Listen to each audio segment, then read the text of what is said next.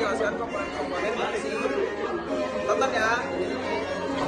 Nah guys, casing ini adalah berfungsi untuk melindungi dan menyimpan komponen di dalam komputer. Yang pertama ada motherboard. Motherboard adalah papan sirkuit utama komputer yang berfungsi untuk menghubungkan dan mengatur komunikasi antar semua komponen. Jadi di sini ada CPU, otaknya komputer yang memproses instruksi dan mengerjakan tugas-tugas utama. Dan ini adalah bagian hard disk. Hard disk itu salah satu perangkat keras yang ada di dalam komputer. Nah, gunanya itu untuk menjadi penyimpanan permanen pada komputer. Contohnya pengaplikasian, lalu ada foto dan video, terus file di laptop atau komputer kalian. Karena komputer memerlukan daya untuk hidup, maka diperlukan yang namanya power supply. Nah, power supply ini seperti ini bentuknya. Nah, power supply ini tuh gunanya untuk mengambil daya yang dari stop kontak yang ada di dinding. Nah, daya ini tuh nanti disalurkan ke komponen-komponen yang ada di dalam PC itu yang emang membutuhkan daya listrik. Lalu ini ada salah satu komponen penting dalam sebuah komputer yang bernama RAM atau Random Access Memory yang berfungsi sebagai menyimpan memori sementara. Karena jika komputer dimatikan, file yang berada di sini juga ikut hilang. Lalu RAM memungkinkan komputer untuk bekerja secara cepat dan efisien karena memberikan akses cepat dari data yang dibutuhkan. Ini adalah pendingin CPU. Pada umumnya pendingin CPU terdiri dari heatsink dan kipas.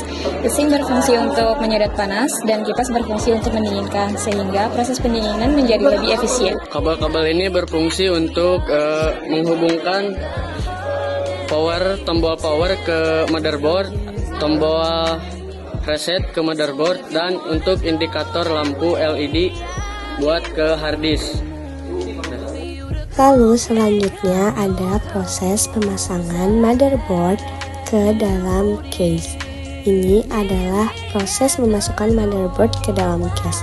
Setelah dimasukkan, motherboard itu dikunci dengan skrup. Dan skrup itu diputar dengan obeng. Ini proses pemasangan CPU bersama teman-teman.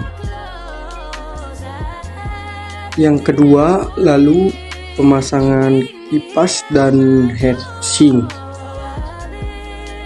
Yang ketiga, setelah pemasangan kipas dan heatsink, lalu memasangkan RAM. Setelah memasangkan RAM, lalu ini proses pemasangan kabel. Setelah pemasangan kabel, lalu pemasangan hard disk. Setelah pemasangan hard disk, lanjut pemasangan power supply. Ini proses pemasangan kabel power supply.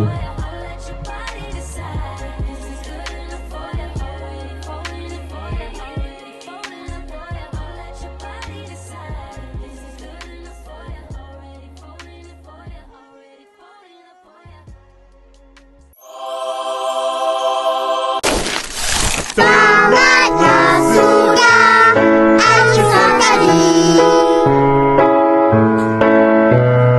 Terima kasih dan jumpa lagi.